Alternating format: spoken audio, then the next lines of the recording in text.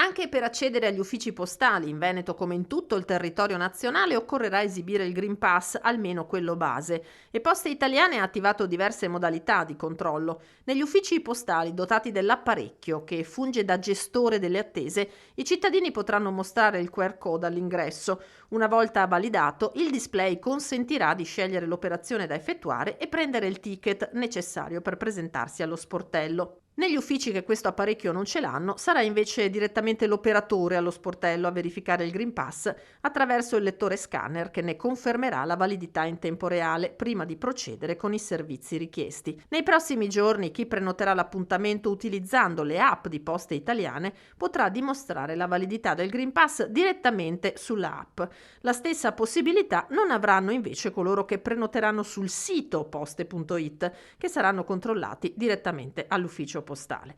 Dando questo ventaglio di possibilità, Poste conta di evitare che le verifiche, obbligatorie per legge, creino code e lunghe attese.